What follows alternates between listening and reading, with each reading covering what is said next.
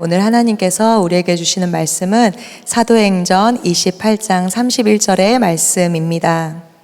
하나님의 나라를 전파하며 주 예수 그리스도에 관한 모든 것을 담대하게 거침없이 가르치더라. 아멘. 하나님의 말씀입니다. 이 시간 제가 여러분과 함께 나눌 말씀의 제목은 복음을 자유롭게 하다입니다. 복음을 자유롭게 하다. 여러분, 좀 이상한 점 못 느끼셨어요? 제목을 보면서? 이 복음을 자유롭게 하다라고 하는 이 문장 안에 사실은 우리가 볼 때 앞뒤가 잘 안 맞죠?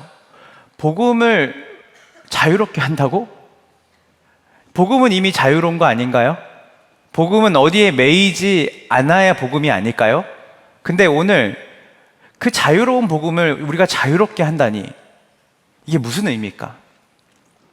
이 제목이, 설교 제목이 의미하는 거는 복음이 본질적으로 매여 있거나 본질적으로 묶여 있을 수 없는 거지만, 지금 우리에게, 또 교회에게, 어떻게 보면 우리가 예수님을 따르는 우리가 이 복음을, 이 자유로운 복음을 묶어놓고 그 복음이 자유롭지 못하도록 우리가 매여 있게 하고 있을 수 있다는 의미를 담고 있는 거죠. 강아지 키워보셨죠? 예, 저희는 이제 처가댁이 강아지를 이제 오랫동안 이제 반려견을 키웠는데, 처가댁에 가면 항상 그 강아지가 묶여 있습니다. 예, 원래는 집 안에 있었는데, 이제 저희 아이들이 이제 또 이제 그 처가댁을 이제 자주 가면서 이제 아이들에게 혹시나 이 강아지가 좀 이렇게 해를 가하지 않을까라는 그런 어떤 우려된 마음이 있었던 것 같아요. 장모님, 장인어른이. 그래서 어느 시점이 됐을 때 강아지가 이제 아이들이 갈 때 이제 매여 있는 거죠. 근데 이제 그 매여 있는 강아지가 항상 낑낑대고, 우리 애들이 어리니까 애들이 갈 때마다 막 이렇게 할머니, 할아버지에게 사랑을 받고 이런 모습을 보니까 강아지가 낑낑대고 매여 있다가, 또 장인어른이 이제 아이들하고 이제 친숙해지는 시기가 좀 지나니까 이제 강아지의 목줄을 이제 풀어놓죠. 그럼 강아지가 어떨까요? 진짜 그 장인어른의 앞마당에서 뱅글뱅글 돌면서 얼마나 자유롭게 뛰는지 몰라요. 원래 그 강아지는 그렇게 자유롭게, 그렇게 그 집에서 뛰어놀아야 될 강아지인데 이 밧줄로 묶어 놓은 거죠. 매게 한 거예요. 오늘 사도행전 28장 31절을 우리가 본문을 읽었는데, 거기에 뭐라고 하냐면, 사도 바울이, 감옥에 있던 사도 바울이 하나님 나라를 전파하는데 주 예수 그리스도에 관한 모든 것을 담대하게 거침없이 가르치더라. 다른 버전의 성경을 보니까 장애물 없이, 방해물 없이 복음이 전파된다. 어떻게 감옥 안에 있던, 로마의 셋방에 있던, 감옥에 갇혔던 바울은 그가 전했던 복음이 어떻게 장애물 없이, 거침없이 그를 통해서 복음이 전파될 수 있었을까요? 자유가 속박된 상태에서 그를 찾아오는 모든 사람이 복음의 능력을 경험하게 되어지는 그 은혜를 누릴 수 있었을까요?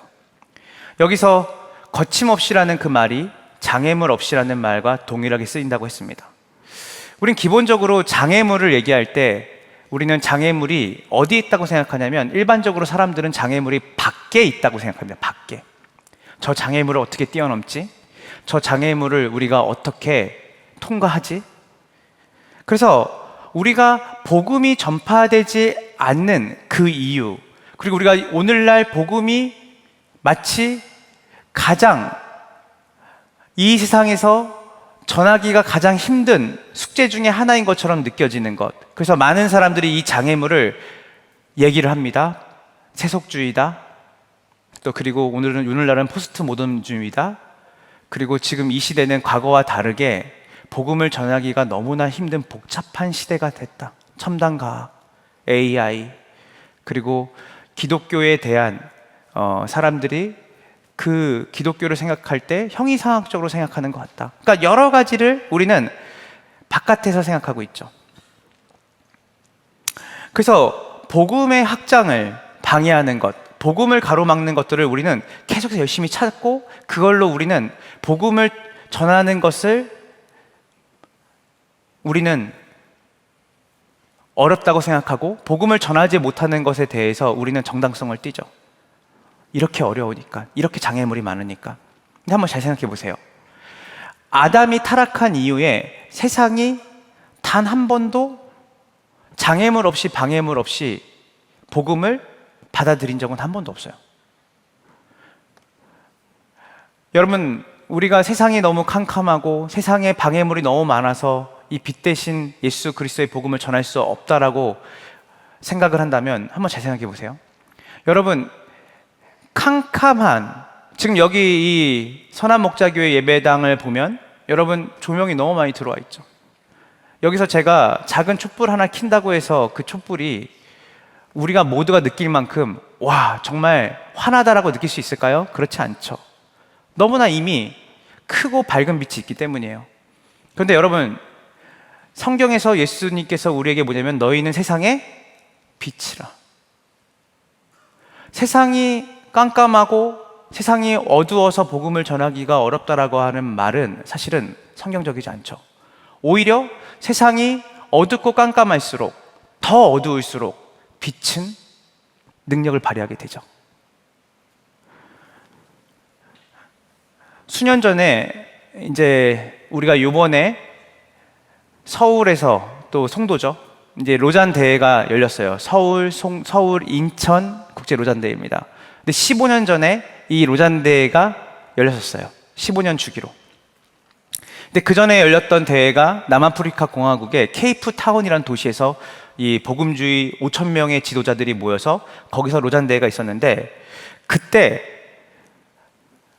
어떤 선언문을 발표했냐면 여러 가지의 이슈들에서 얘기를 했는데 제가 제 마음에 확 와닿는 문장이 있었어요.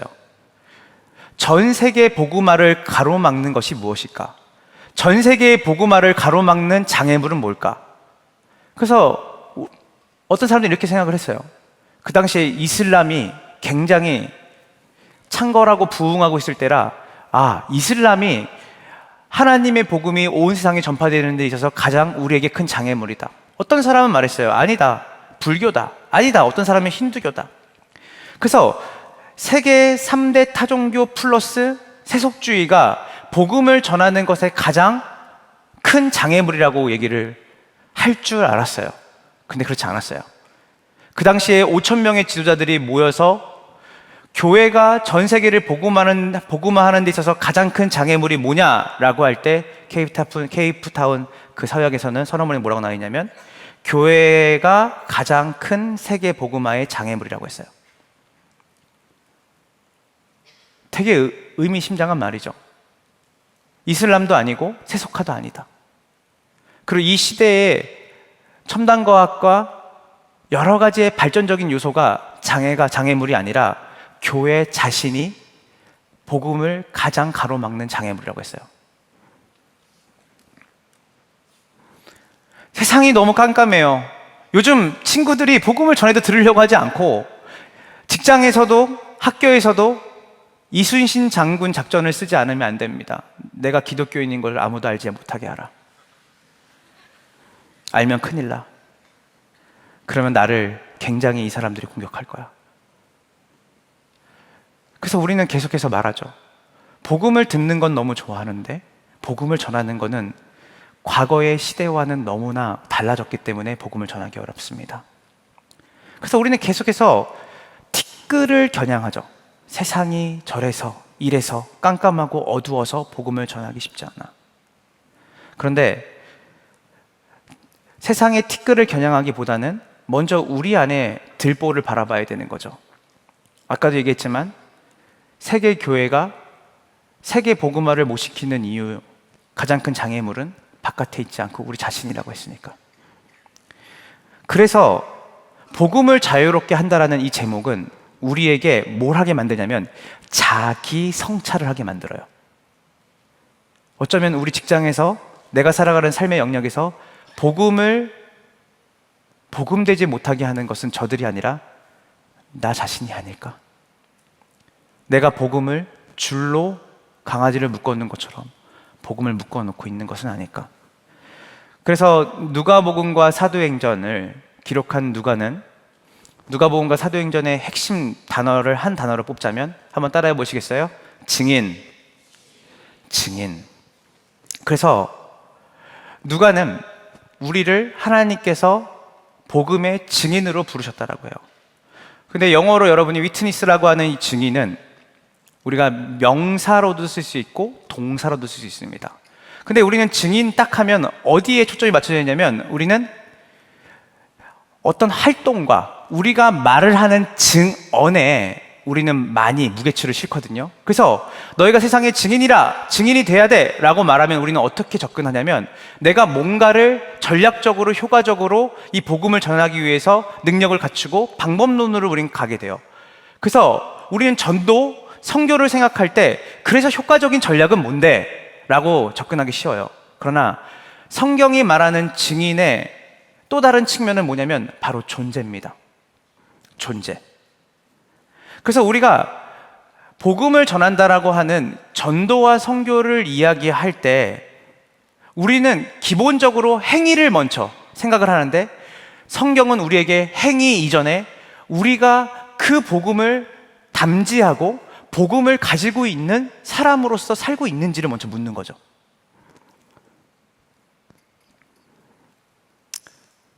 증거라는 행위가 필요하죠.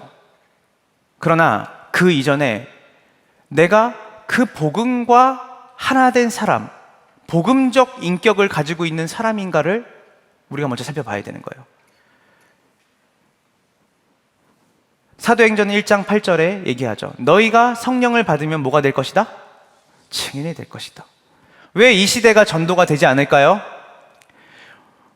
우리가 복음을 전하는 것이 어렵다라고 생각하는 이 생각은 어디서부터 왔을까요? 세상일까요? 아니야. 어떤 사람이 이렇게 말해요. 너희의 열정과 열심이 부족해서 그래. 죄송합니다. 우리의 종교적 열심이 과거에 비해서, 과거 어른들보다 약해서 복음이 전파되지 않는 것일까요? 그것도 맞을 수 있죠. 그러나 우리가 잘 생각해 봐야 돼요. 왜 세상은 우리가 전도만 하려고 하고 복음을 전하려고 하면 시끄럽다고 할까요? 아, 제발 좀 시끄러워. 그만 좀 해. 여러분, 여기는 젊은이 교회라고 제가 알았기 때문에 여러분, 이 영화 아세요 혹시? 친절한 금자씨라는 영화 아세요? 네, 그 친절한 금자씨의 명대사가 있죠. 오래전에 나온 영화입니다. 뭘까요? 네, 감사합니다. 네, 너나 잘하세요. 우리는 예수 그리스도의 사랑을 가진 사람이에요. 우리는 돈, 명예, 권력을 초월해서 참된 만족을 누리는 사람이에요. 세상이 말해요. 시끄러워, 시끄러워. 내가 볼 때는 그 얘기하는 너가 가장 명예욕이 있어. 그 얘기하는 너가 가장 권력욕이 있어 보여. 가장 다 필요 없고 예수님만 내 삶의 전부라고 말하는 네가 가장 돈에 탐욕을 부리는 거 너 몰라? 왜 세상이 우리 보고 시끄럽다고 말하고 왜 친절한 금자씨에서 금자씨는 너나 잘하라고 얘기를 했을까요? 여러분, 우리가 전하려고 하는 그 복음의 신뢰성은 그 복음의 내용과 정보에 있지 않아요.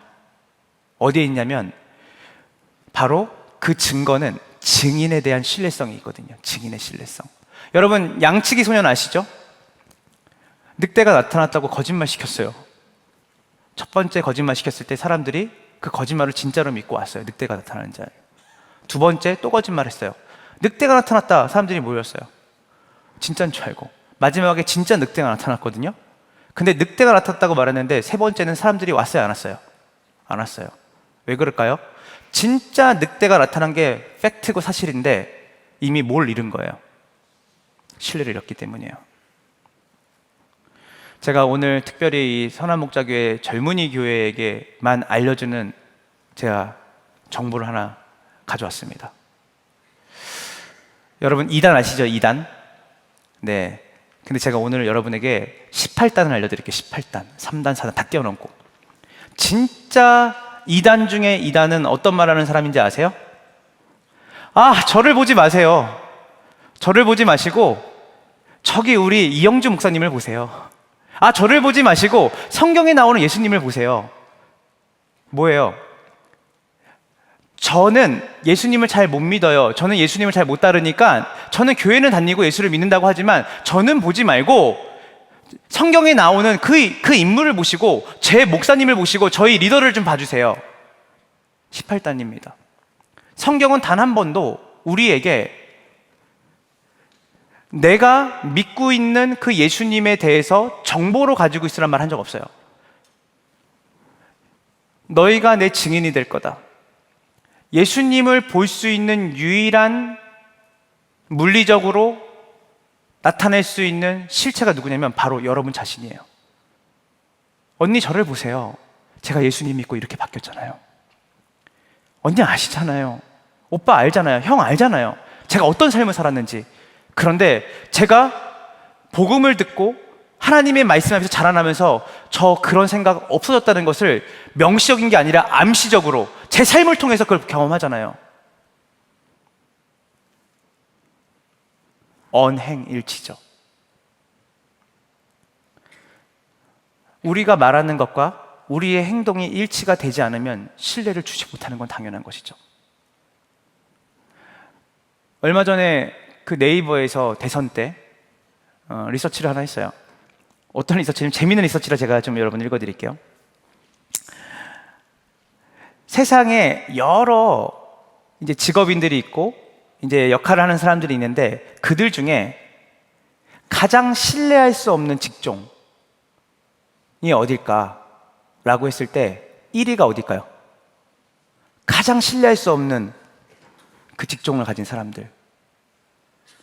네, 1등이 정치인이었습니다. 2등이 뭐였을까요? 2위. 종교인들. 이러면 또 목사님들 생각하지 마세요. 종교인들 하면 다 내가 나름 종교 열심히 하고 있다고, 종교 생활 열심히 하고 있다는 사람, 종교인들이 가장 믿지 못하겠다라고 말한 거예요.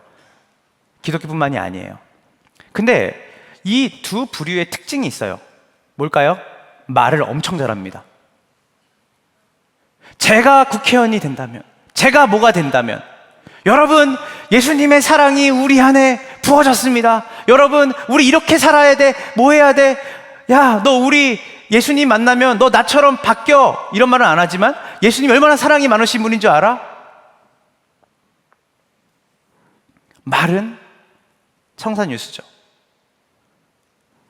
우리가 정치인들을 말을 못해서가 아니라 그들이 그 말을 지키지 않기 때문에 신뢰하지 않는 것이죠.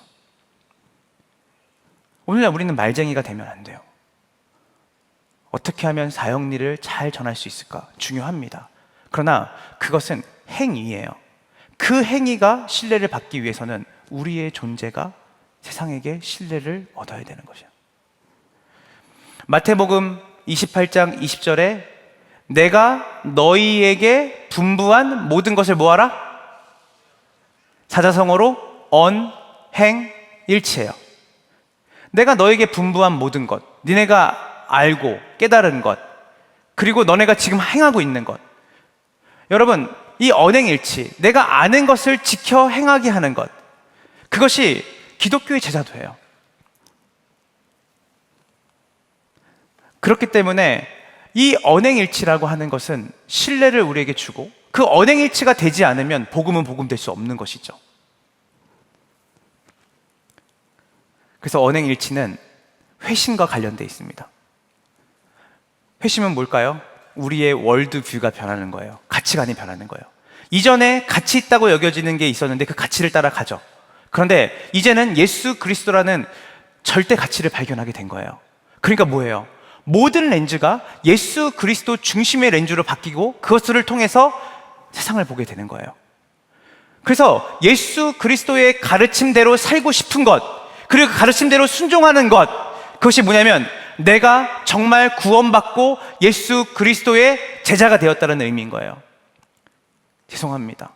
그래서 아무리 우리가 많은 설교를 듣고 아무리 많은 정보의 지식에 우리가 노출된다고 해도 기독교적인 말씀과 여러 가지, 그러나 그것이 실천이 되는 것은 다른 게 아니에요.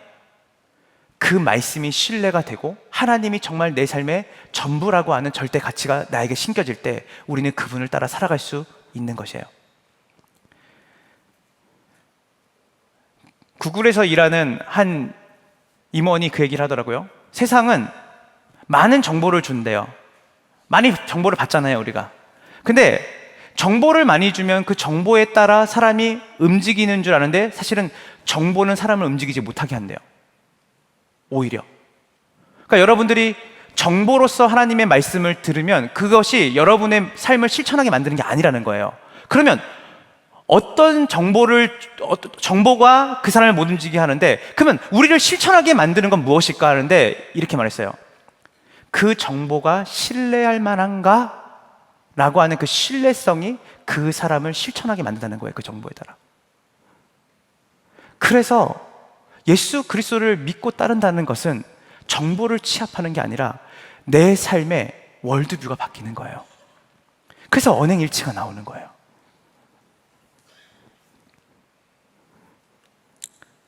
그래서 예수님이 바리새인들에게 이렇게 얘기를 합니다. 종교지자들한테. 제발 산 넘고 물 넘고 바다 건너서 포교하지 말아라. 이 독사의 자식들아, 너네도 지옥 갈 거면서 지옥 갈 자식을 더 양산하냐?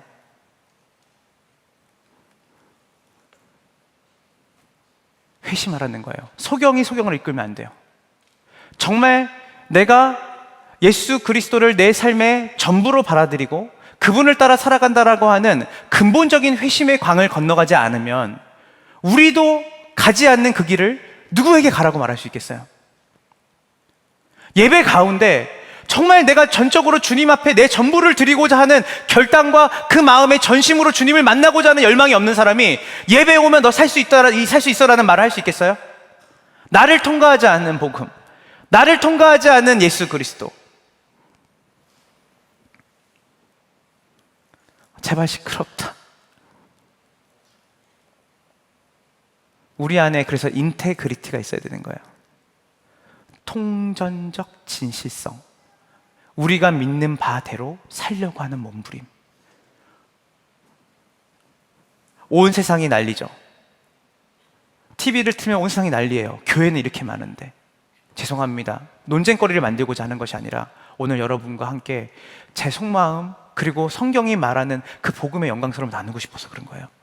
온 세상이 난리예요. 왜 그럴까요? 복음이 매여 있기 때문이에요. 누구 때문에 매여 있을까요? 이슬람일까요? 다시 얘기해볼게요. 세속주의일까요? 아니요.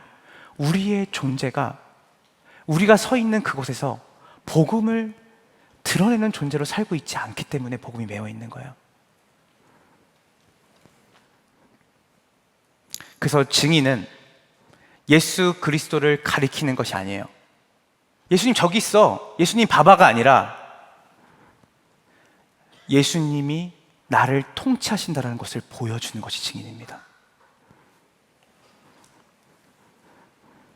우리가 요즘 한참 얘기가 나왔던 얘기가 있죠. 다케시마, 독도. 만약에 일본 대사가 인터뷰를 하는데 독도는 일본 땅입니다. 다케시마는 우리 땅입니다. 라고 말해서 우리가 말한다면 우리 얼마나 많은 우리가 분노와 화를 내겠어요. 근데 그 사람이 이렇게 말한 거예요. 이거는 제 의견이 아니라 이거는 일본의 의견이 아니라 제 의견입니다. 야 이놈아, 네가 일본이다. 왜냐면 그는 일본의 대사이기 때문이에요. 여러분이 하나님의 대사예요. 예수 그리스도의 편지예요. 나를 보지 말고 저 사람을 보세요가 아니라 진짜 예수 그리스도를 우리가 만났다면 우리를 통해서 예수 그리스도가 나타나고 드러나는 것이 성경이 말하는 그리스도인인 것이죠. 마셜 맥루한이라는 분이 계세요. 이 마셜 맥루한은 여러분 잘 아는 것처럼 세계적인 커뮤니케이션을 가리키는 커뮤니케이터죠. 근데 이 사람이 유명한 말을 했습니다. 따라해 보시겠어요? 미디어는 메시지다. 그러니까 이 메시지가 신뢰를 받으려면 이 미디움이라고 하는 이 미디어가 신뢰를 받아야 되는 거죠. 우리는 신문, 우리는 미디어 매체, 여러 가지들을 우리는 접하면서 그 중에서 여러분들이 신뢰할 만한 것을 골라서 여러분이 그것들을 많이 보게 될 거예요. 메시지가 다 달라요. 그러나 이 메시지가 어디를 통해서 나오냐에 따라서 우리는 그 메시지에 신뢰를 갖게 되는 것이죠.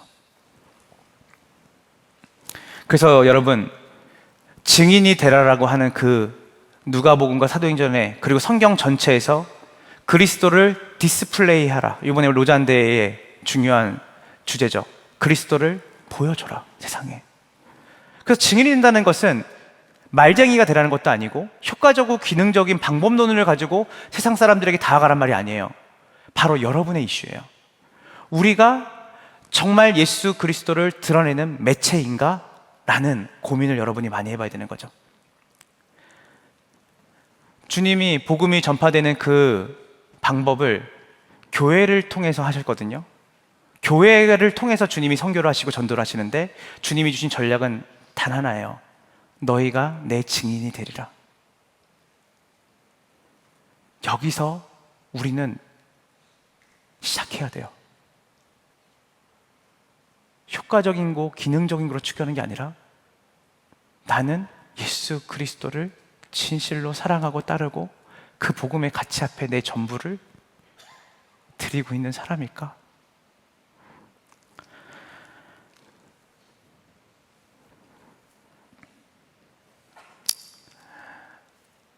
여러분, 우리가 아무리 아름다운 건물을 또 그리고 아름다운 프로그램을 갖고 좋은 우리가 공동체를 가지고 있다고 해도 예수 그리스도가 우리를 통해 드러나지 않는다면 그것은 아무것도 아니게 되는 거예요. 그래서 저는 복음을 자유롭게 하는 이 첫 번째 꼭지를 참된 증인은 언행인치가 되고 그리고 그 증인은 신뢰할 만한 예수 그리스도의 증인으로서 그의 삶의 행위가 드러난다는 것을 첫 번째 복음을 자유롭게 하는 지점으로 잡았습니다. 두 번째는 여러분, 우리가 함께 우리가 말씀을 좀 보았으면 좋겠습니다. 누가복음 24장 44절부터 48절입니다. 준비 시작. 내가 너희와 함께 있을 때에 너희에게 말한 바 곧 모세의 율법과 선지자의 글과 시편의 나를 가리켜 기록된 모든 것이 이루어져야 하리라 한 말이 이것이라 하시고 이에 또 이르시되 이같이 그리스도가 고난을 받고 또 그의 이름으로 제사함을 받게 하는 회개가 예루살렘에 시작하여 모든 족속에게 전파될 것이 기록되었으니 너희는 이 모든 일에 여러분, 성경 전체는 예수 그리스도에 관한 것이고 그 예수 그리스도에 관한 것의 가장 큰 핵심은 뭐냐면 그리스도의 죽으심과 부활하심이에요. 근데 이 죽으심과 부활하심이 가장 큰 중심이고 이 죽으심과 부활하심을 담지한 그 사람이 자기 안에 그 예수님을 가둬두는 것이 아니라 예루살렘부터 시작했던 제사함의 회개가 온 세상에 전파될 것인데 그 일에 너희가 뭐가 되리라? 증인이 되리라. 그렇기 때문에 이 증인됨은 언행일치가 첫 번째 꼭지라면 두 번째는 뭐냐면 이 증인됨은 온 세상을 품은 증인으로서의 자질을 우리에게 요구한다는 거예요. 여러분 하나에서 끝나는 복음이 아니라 이 복음 자체가 온 세상을 품은 복음이기 때문에 여러분이 내가 증인이 돼야겠다라고 결심하는 게 아니라 복음을 여러분들이 부딪히는 그 순간에 여러분은 하나님의 크심과 위대하심이 이 복음 안에 들어있다는 것을 깨닫게 되죠. 그래서 나로부터 시작되는 그 복음이 나에게서 끝나는 것이 아니라 온 세상과 열방까지 전해지는 그 일에 주님이 되리라. 돼야 돼? 될 것이야가 아니라 되리라. 주님이 여러분을 증인으로 온 세상에 복음을 전하는 주님의 증인으로 여러분을 부르신 줄 믿으시기를 간절히 소망합니다. 그래서 우리에게 글로컬이라는 관점이 필요해요. 글로컬. 신조어죠. 글로벌과 로컬의 합성어입니다. 그래서 글로벌 치면 지금도 아래 빨간 이렇게 줄이 거져요. 왜냐하면 정확하게 하나의 단어가 정의를 내린 게 아니라 합성어이기 때문이에요. 글로벌, 세계적이에요. 그러면서 로컬, 지역적이에요. 여러분 이렇게 얘기할 수 있습니다. 글로컬 관점을. 내가 집에 앞마당을 열심히 쓰는데 그 집 앞마당을 쓰는 나를 보고 어떤 분이 말하는 거예요. 지구의 한 모퉁이를 쓸고 있네. 지금 여러분에게 필요한 두 번째 복음을 자유롭게 하는 증인의 자질로서 두 번째는 뭐냐면 여러분이 이 글로컬적인 관점을 가져야 된다는 거예요.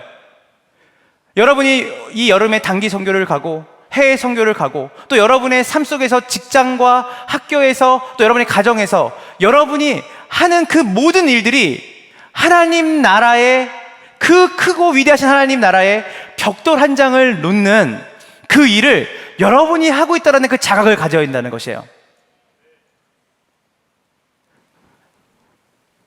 위대한 일을 하려고 하지 마세요. 위대한은 하나님에게만 합당한 말입니다.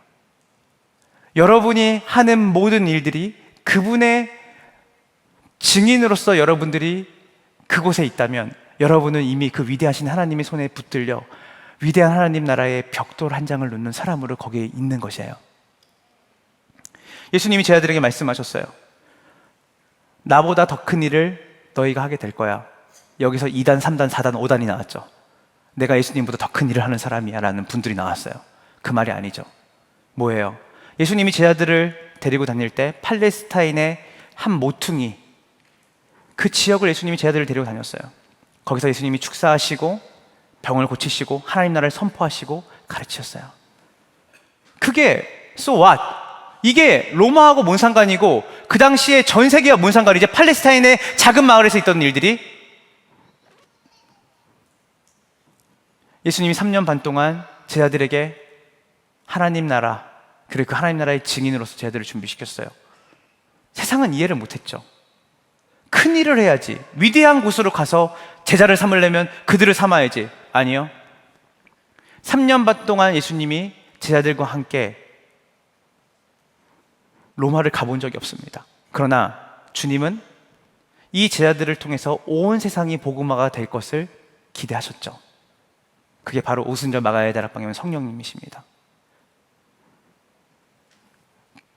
우리는 지금 우리가 하고 있는 일이 굉장히 미시적이고 우리가 하는 일이 굉장히 작은 일처럼 느껴지지만 주님이 여러분들을 지금 여러분의 삶 가운데서 여러분이 살아가는 모든 그 영역 안에 이미 예수님이 여러분을 초대하셔서 예수님이 하셨던 그 일보다 더 위대한 일, 여러분 아시죠? 교회가 탄생하면서 성령이 오심으로 교회가 탄생했는데 그것은 성령의 시대가 왔다라고 하지만 사실은 성자이신 예수께서 하셨던 일을 그대로 성령을 통해서 교회를 통해 이어서 하시는 것이에요. 지금 여러분이 살아가는 모든 삶의 영역에 What would Jesus do? 예수님이라면 어떻게 하셨을까라는 그 질문을 갖고 여러분이 예수님이 하셨던 그 과거 팔레스타인에서 그분이 지역적으로 했던 그 일들이 그 시대의 역사 속에서 봤을 땐 보잘것없는 일 같았지만 그들이 회심을 하고 예수 그리스도의 증인이 되어서 살아갈 때는 그들이 있는 곳곳에 그 현장이 하나님 나라가 임하고 하나님 나라의 통치가 임하는 참된 하나님 나라가 나타나는 현장이 되었다는 것을 믿으시길 간절히 소망합니다.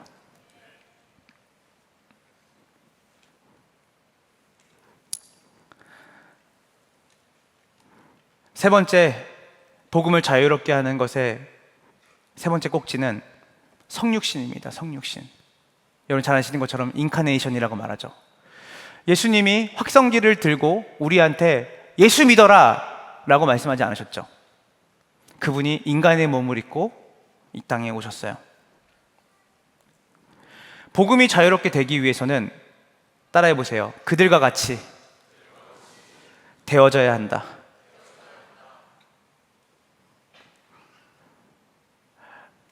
요한복음 17장을 보면요, 대제사장적 기도라고 되어 있어요. 대제사장의 기도. 그래서 여러분 주기도문은 여러분이 하는 기도예요. 맞나요? 여러분에게 가르쳐 주신 기도예요. 그러나 요한복음 17장의 기도는 누구만 할 수 있는 기도예요? 예수님만 할 수 있는 기도예요. 그래서 요한복음 17장은 모든 신약학자들이 교회론을 연구할 때 에베소서로부터 시작하면 안 된다. 요한복음 17장에 예수님이 십자가에 달리기 전에 앞으로 여기에 남겨진 바로 여러분들이죠. 주님의 몸된 제자들을 향한 주님이 성부에게 성자이신 그분이 기도하시는 내용이 담겨져 있는 게 요한복음 17장이에요. 그래서 여러분 요한복음 10장을 보면 교회의 교회됨이 뭔지를 그 요한복음 10장을 통해 배울 수 있죠. 근데 요한복음 17장에서 핵심을 뽑자면 세 가지를 뽑을 수 있어요. 한번 따라해 보세요. in the world. 세상 안에 있지만 not of the world. 뭐예요? 세상에 속하지 않음으로 for the world. 세상을 구원하는 거예요. 우리는 세상을 떠나는 게 아니에요. 세상을 우리는 등지는 게 아니죠. 세상 안에 있어요. 여러분 지금도 여러분이 대한민국이라고 하는 이 세상에, 땅에, 국가에 우리 살고 있어요. 그러면 어떻게 이들을 구원할까? 이 세상이 말하는 가치와 반대되는 가치, 즉 하늘의 가치를 두고 이 땅 가운데 그들과 함께 있으면서 우리에게 가진 보아, 우리가 가진 절대 가치가 무엇인지를 그들의 위치에서, 그들의 눈높이에서 그들과 함께 있으면서 우리는 보여줘야 되는 삶으로 주님이 우리를 이 땅 가운데 두신 것이에요. 세상 안에 있지만 세상에 속하지 않으므로 저들을 for the world, 저들을 구원하는. 예수님이 30년 동안 유대교의 문화와 언어를 배우시면서 생활하셨어요. 개미를 복음화하려면 개미가 되어야 되는 거죠. 성육신은 그래서 예수님이 이 땅에 인간의 몸으로 와서 우리와 소통하시는 이 사건은 어마어마한 복음의 의미를 우리에게 닿게 해주는 거죠. 여러분, 그 뜨거운 여름에 여러분이 그들의 언어를 배우고 그들의 살고 있는 지역을 연구하고 어떻게 하면 그들과 접촉해서 그들에게 진리의 복음을 전할 수 있을까, 이런 고민. 여러분의 일터와 여러분의 학업의 현장 안에서 여러분이 놓치지 말아야 되는 건 무엇이냐면 그들이 가지고 있는 고민, 그들이 가지고 있는 어려움, 그들이 두려워하는 여러 가지의 장애물 안에 우리가 그들과 같이 눈높이를 맞추고 그들처럼 되어서 생각하고 그들이 가지고 있는 희노애락을 우리가 이해하지 않으면 복음은 여러분을 통해서 묶이게 되는 것이에요. 이제 마지막입니다. 이 네 번째 꼭지는 고난입니다. 고난. 복음을 자유롭게 하는 이 네 번째 가장 핵심. 고난. 여러분, 증인이라는 이 단어가 이 말터라고 하는 순교의 뜻과 같은 단어를 씁니다. 같은 단어예요.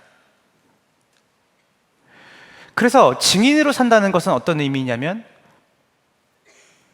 자신의 전부, 목숨까지도 대가로 지불하는 것으로 풀어놓아야 돼요. 그래서 이 로잔데아에서 가장 큰 이슈 중에 하나는 뭐냐면 고난의 신학에 대한 회복입니다. 고난에 대한 신학, 고난의 신학을 회복하는 거예요. 바울은 그리스도의 남은 고난을 교회에 채운다고 했어요. 그것은 예수 그리스도의 십자가의 죽으심의 그 고난, 우리를 향한 고난이 부족하다는 의미가 아니에요. 더 뭔가 필요하다는 의미가 아니라 온 세상을 구원하는 일을 예수님이 십자가에서 행하셨어요.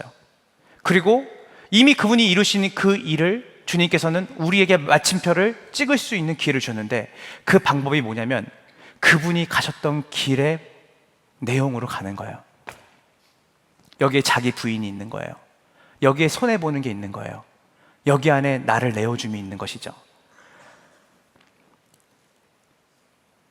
그래서 이 복음을 자유롭게 한다라고 하는 이 제목의 마지막 꼭지에서 우리는 계속해서 증인이 무엇일까를 계속 살펴보면서 이 증인의 증인됨이 복음을 자유롭게 하는 것인데 그 안에 그리스도의 고난을 채운다라고 하는 이 고난의 신학에 대해서 여러분과 마지막으로 나누고 마치고 싶습니다. 계시록 6장 9절부터 12절까지를 함께 보도록 하겠습니다. 계시록 6장 9절부터 12절입니다. 준비 시작. 하나님의 말씀과 그들이 가진 증거로 말미암아 죽임을 당한 영혼들이 제단 아래에 있어 큰 소리로 불러 이르되 거룩하고 참되신 대주제여 땅에 거하는 자들을 심판하여 우리 피를 갚아주지 어느 때까지 하려 하시냐니까 하니. 11절 12절을 보면 다 읽진 않겠습니다. 거기를 보면 주님이 말씀하십니다. 너희같이 하나님의 말씀을 따라 순종하여 그 복음 앞에 자신의 삶을 들이다가 목숨까지 잃은 순교자들의 피가 아직 더 차야 된다. 무엇입니까? 이미 먼저 이 복음 앞에 자신의 전 삶을 드리고 목숨까지 잃은 자들이 하나님 앞에 청원하는 거죠. 주님, 언제 하나님의 정의와 공의를, 즉 예수 그리스도의 재림을 얘기하는 거예요. 하나님의 심판이, 하나님의 의롭고 정당한 심판이 이 땅 가운데 임하는 날이 언제입니까? 주님이 먼저 복음의 순교자로서 하나님 앞에 서 있는 그들에게 말하는 거죠. 얘들아, 조금만 기다려라. 너희처럼 주의 말씀 앞에 자신의 생명을 내어놓는 자들이 아직 더 차야 된다. 뭔 말이에요? 순교자들이 더 나와야 된다. 고난을 더 채워야 된다. 조금만 기다려라. 너희들처럼 복음을 위해서 자신의 생명의 대가를 드리는 자들이 더 찰 때까지. 2010년 스리랑카 교회를 섬기는, 로잔에서도 굉장히 존경받는 아지스 페르난도라는 분이 성교 한국이라는 대회에 강사로 오셨습니다. 이분은 되게 유명한 남미 신학자이기도 하고, 그리고 존 스토트라고 하는 복음주의의 리더는 이 아지스 페르난도에게 90도로 경의를 표할 정도로, 사실은 이분은 언행일치된 복음적 삶을 살았던 증인으로도 유명합니다. 이분이 스리랑카 그때 당시 교회가, 지금도 마찬가지지만 박해 지수가 거의 상위 5 안에 들어가는데, 스리랑카 교회는 고난받는 교회예요. 근데 이분이 스리랑카 교회로 자기의 적을 옮기게 됐어요. 그때 서구권에서 뭐라고 말했냐면, 각 유명한 대학에서 아지스 페르난도를 자기는 교수로 모시고 싶었어요. 대단한 신학자이자 대단히 존경받는 리더로서. 근데 아지스 페르난도가 다 거절하고 스리랑카로 가면서 이렇게 얘기했습니다. 스리랑카 교회를 가게 되면 핍박을 받고 어쩌면 목숨을 내놓아야 되는 순교의 자리까지 갈 수 있습니다. 그러나 수많은 청년들이 모였어요. 성경국 대회 때 여러분처럼 이렇게. 복음으로 산다는 것은 고난을 받는 삶을 사는 것입니다. 그리고 이분이 고난받는 스리랑카 교회로 떠나서 진짜 많은 고난을 받았습니다. 그 고난받는 교회와 함께. 그러면서 이분이 뭐라고 말했냐면, 한국 교회는 너무 고난을 안 받는 것 같습니다. 고난을 피하는 것 같습니다. 청년들이 되게 많이 도전을 받았어요. 제가 여러분에게 피학대성 변태가 되라는 말이 아니에요. 빨리 내 고난을 받아야지 이런 게 아니라, 복음을 전하고 복음을 따라 살아가는 삶에는 반드시 고난이 따른다라고 하는 성경의 가르침을 여러분이 기억하라는 것이에요. 이렇게 아지스 페르난도가 2010년도에 그렇게 큰 도전을 주고 얼마 지나지 않아서 인터서브 소속으로 34년간 아프가니스탄에서 의료 선교를 했던 의사 부부가 있습니다. 팀 비트라고 리비 리틀이라고 하는 이 부부의 소식이 이 선교계를 강타했습니다. 팀 비틀이 34년 동안 선교했던 아프간의 한 마을에서 무차별하게 칼에 찔려 죽었거든요. 순교한 거죠. 그때 2010년 도에 케이프타운에 3차 로잔대회가 열렸는데, 그 해에 불과 몇 개월 전에 이 소식이 전 세계에 알려졌을 때 모든 사람들이 충격을 먹었습니다. 왜냐하면 무슬림 국가는 쉽게 말해서 초보 선교사들은 많이 이렇게 순교를 당하기도 한대요. 그런데 그들의 공동체 안에서 34년 동안 의료 선교를 했던 시니어 선교사들을 죽이는 경우는 거의 없대요. 이슬람 사람들도. 그런데 무차별하게 이 선교사가 죽임당하는 것이 그때 당시 되게 큰 화제였습니다. 그래서 원래 로잔대에는 사람을 세울 때 수년 동안 검증을 거쳐 세우는데, 이 분이 순교한 그 사건이 너무나 크고 놀라운 사건이었기 때문에 그 순교한 분의 아내인, 같은 선교사님이자 인터서브 소속의 리비 리틀을 케이프타운 로잔대의 마지막 날에 간증자로 세웠습니다. 할머니죠. 할머니 선교사예요. 이분이 얘기를 해요. 마실을 갔다 왔대요. 갔다 오는데 집에 근처에 이제 도착해서 집을 들어가려고 하는데 평상시와 같지 않은 분위기를 느꼈대요. 문을 열고 들어가니까 남편이 피투성이가 돼서 죽어 있는 거예요. 자기 인생에 정말 힘들고 고통스러운 며칠을 보냈다고 하더라고요. 나중에 알고 보니까 이 남편을 죽인 분들이 그 마을 사람이 아니라, 무슬림 마을 사람들이 아니라 그 마을에 있는 청년과 연결되어 있는 극단주의 이슬람 무장단체 청년들이 여기에 의료 선교사가 있다는 얘기를 듣고 이제 남편을 이렇게 살해한 거죠. 그러면서 두 가지를 얘기했습니다. 저는 이 아프간에서 34년 동안 복음을 전하고 선교를 하면서 이 두 가지가 너무 힘들었습니다. 첫 번째는 뭐냐면 자신들의 자녀들을 이 아프간의 선교지로 데려와서 같이 선교 활동을 하는데 아이들이 너무 어리잖아요. 근데 백인 학교를 보내지 않고 현지 학교를 보냈는데 1년도 안 돼서 애들이 정신질환을 진단을 받았대요. 그때 아이들을 끌어안고 그렇게 울었대요. 미안하기도 하고 아이들한테. 그런데 그 복음을 돌파하기 위해서는 무슬림 사람들은 공동체가 단단하기 때문에 그들과 친구가 되기 위해서 자기 자녀들을 그렇게 보냈는데 아이가 정신질환에 걸릴 때 되게 힘들었습니다. 그리고 34년 동안 가장 힘들었던 일 중에 또 하나는 제 남편의 순교였습니다. 그러면서 이렇게 얘기를 해요. 제 남편은 우리가 이곳을 떠나기 전에 기도했던 대로 영광스러운 순교를 했습니다. 아까 읽었던 계시록 우리가 6장의 말씀처럼 그 순교자의 반열, 기다려라, 너희와 같이 예수 그리스도를 따르는 일에 목숨을 걸고 순교하는 자들이 더 찰 때까지 기다려라 하는 그 위대한 순교자의 반열에 제 남편은 서게 됐습니다. 감사한 일입니다. 그리고 뭐라고 얘기를 했냐면 남편이 죽고 마을의 모든 사람들이 자기를 찾아왔대요. 떠나라고. 더 이상 우리 마을에 있지 말라고. 34년 동안 당신이 우리에게 얼마나 많은 의료 혜택을 주고 얼마나 우리에게 헌신했는지 우리 잘 안다. 그런데 이거 우리 마을 사람이 한 게 아닌데 우리가 너무 미안하고 그 당신이 이 남편이 죽은 현장 안에 머물러 있는 거 당신이 얼마나 힘든지 안다. 그 떠나라 했는데 이 리비리틀 여자 선교사님이 하나님을 전할 수 있는 절호의 기회를 잡았다 생각했대요. 그래서 뭐라고 말했냐면 저는 떠나지 않습니다. 예수께서 우리에게 전부를 내어주신 것처럼 저는 제 전부를 제 남편과 우리의 목숨까지 내어주는 전부를 드릴 수 있는 기회를 우리는 얻게 됐고 여러분들에게 이것이 실제로 이 사랑이 보여지는 이 시간을 맞이했습니다. 저는 떠나지 않습니다. 그리고 이분이 남편이 죽고 나서 장례를 치르고 몇 달 동안 거기 있었는데 놀라운 일이 벌어진 거예요. 34년 동안 단 한 명도 회심자를 얻지 못했대요. 그 마을에서 단 한 명도 예수를 믿죠. 근데 이 3개월 사이에 복음의 돌파가 일어나서 그 마을 모든 사람들이 예수를 믿게 되는 일이 벌어진 거예요.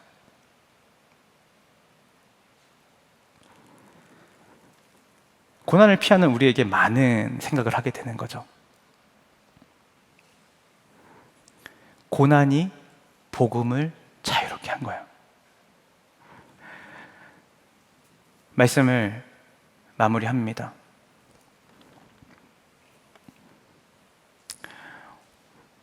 오늘 우리는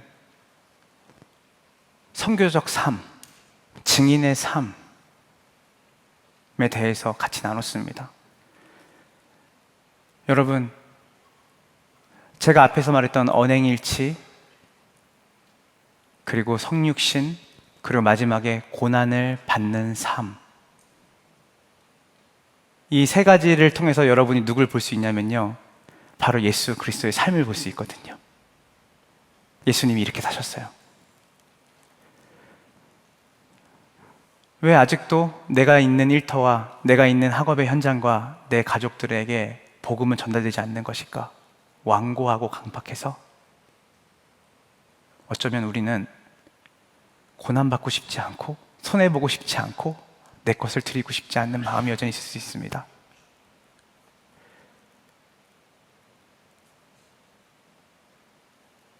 누군가 죽지 않으면, 누군가 자기를 내어놓지 않으면 한 생명이 주님을 볼 수 없습니다. 이게 주님 방법이었어요. 한 알의 밀알이 땅에 떨어져 죽지 않으면 많은 열매를 맺을 수 없습니다. 복음의 장애물은 바깥에 있는 게 아니라 어쩌면 우리가 복음을 가장 가로막고 있는 존재로 그 일터에서, 그 학업의 현장에서, 우리의 가정 안에 있을 수 있다는 것이에요.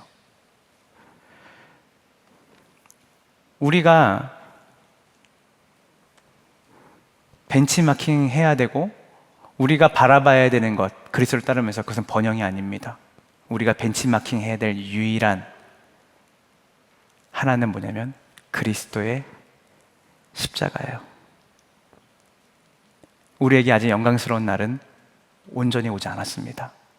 그때까지 주님이 우리와 동행하시며 주님이 가셨던 길로 우리를 초대하시는 것이죠.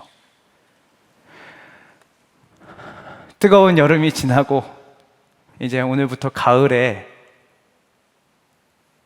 바람이 불고 오늘 아침에 나갔는데 가을 냄새가 나더라고요. 새롭게 시작되는 이 하반기, 여러분을 통해 여러분이 있는 모든 영역이 주님의 나라가 임하기를, 그리고 여러분이 그 복음을 자유롭게 하는 존재로 여러분이 있는 그 삶의 영역에 있기를 주님의 이름으로 축원합니다. 우리 이 시간 다 같이 함께 우리 기도했으면 좋겠는데요. 우리 다 같이 자리에서 일어나 볼까요? 다 같이 다시 일어나고요.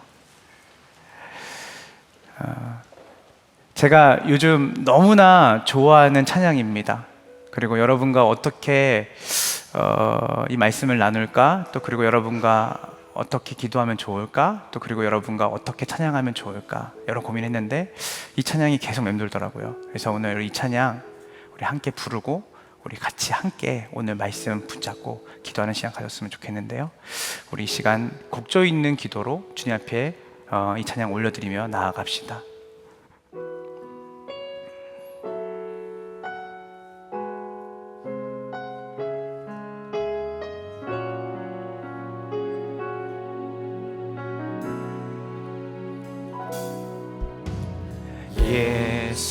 예수는 내 힘이요 나의 기쁨 내 참 소망 그 이름에 생명이 내 삶의 이유라. 내가 사나 죽으나 내가 사나 죽으나 그 이름을 위하여 내 모든 것 다 드리니 나를 받으소서. 누구를 따라가죠? 오직 주만 따라갑니다.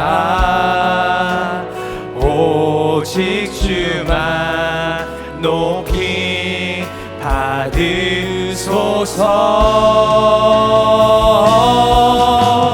내 평생에 그 이름을 그의 선하심을 세상에 노래합니다. 그 이름에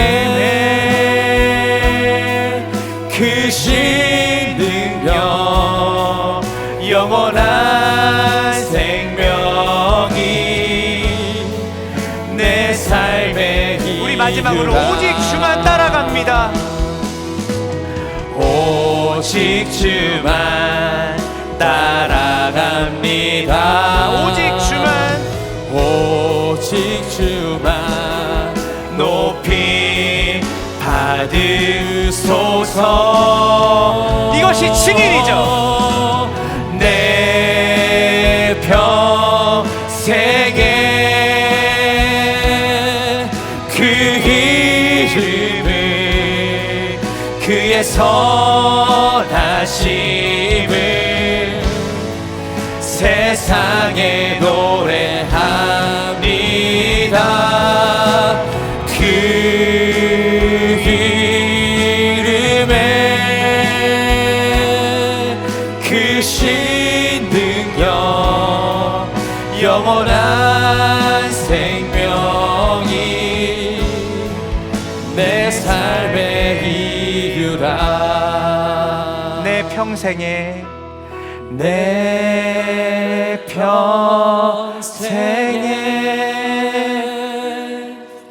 그 이름을 그의 선하심을 세상에 노래합니다. 그 이름에 크신 능력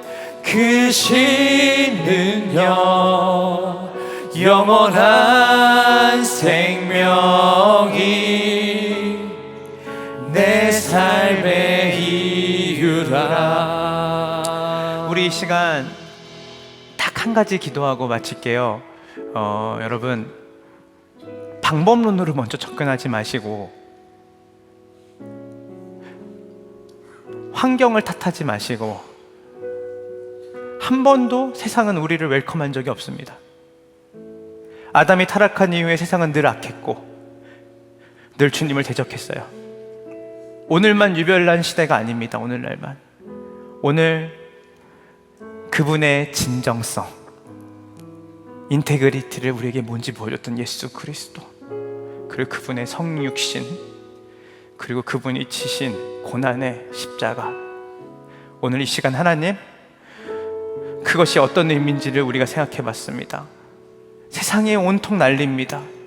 복음이 필요하다고 난리인데 그 복음을 전하는 우리가 신뢰를 잃어버렸습니다.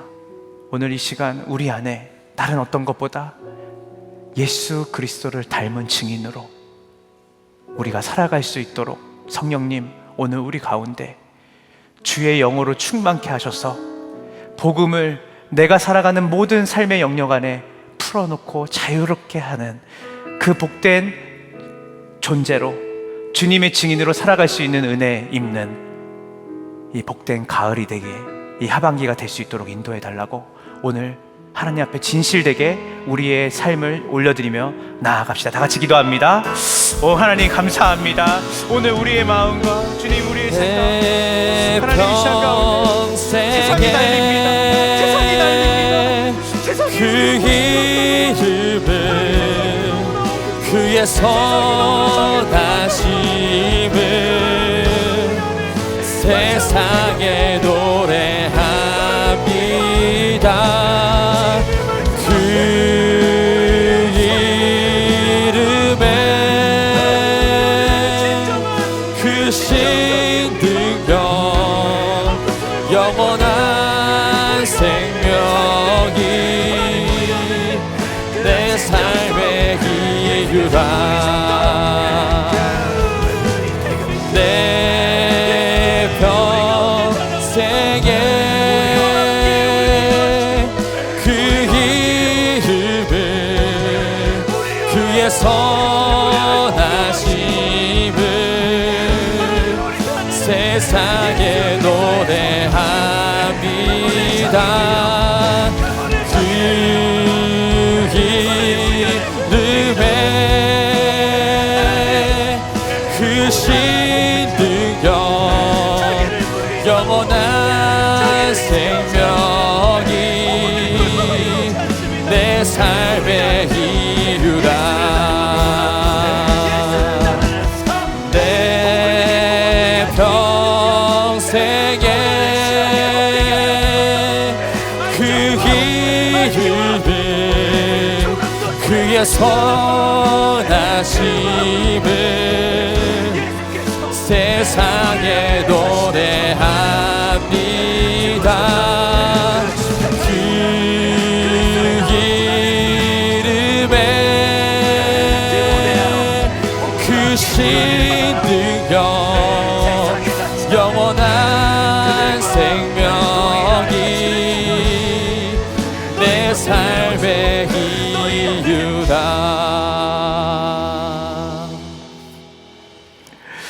오 하나님 감사합니다.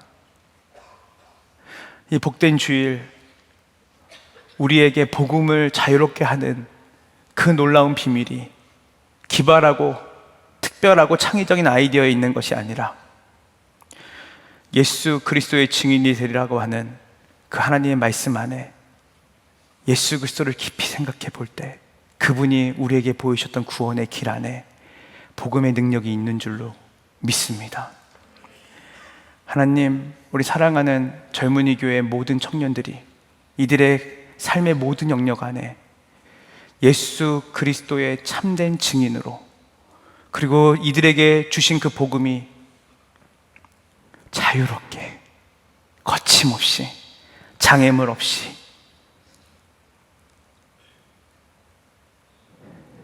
능력 있게 나타날 수 있도록 우리 사랑하는 귀한 젊은이 교회 청년들을 이 시대에 이들의 삶 속에서 들어 사용하여 주시옵소서.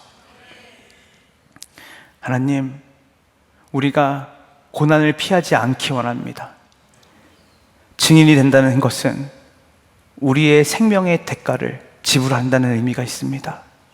주님, 우리의 삶에 고난받고 손해보고 때로는 무시당하고 때로는 우리의 것을 내어줘야 되는 그런 순간들이 올 때 예수 그리스도를 깊이 생각하게 하시고 그 고난과 자기 부인이 복음의 돌파를 이뤄낼 수 있다라고 하는 성경적 원리를 통해 우리의 삶 가운데 가정 안에서, 직장 안에서, 일터에서 복음의 돌파를 이뤄내는 고난을 받는 것을 두려워하지 않게 하시고 예수를 따르는 거룩한 증인으로 복음과 함께 고난을 받기를 자처하는 복된 증인들 되게 하여 주시옵소서.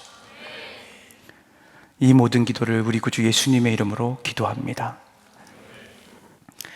지금은 우리 구주 예수 그리스도의 은혜와 아버지 하나님의 크신 사랑과 성령 하나님의 교통하심이 복음을 자유롭게 하고 그리스도의 증인으로 자신의 모든 삶의 영역 안에 살기로 결단한 우리 젊은이 교회의 모든 예배자들의 가정과 이들의 학업과 이들의 삶 가운데 지금으로부터 영원까지 함께 있을지어다.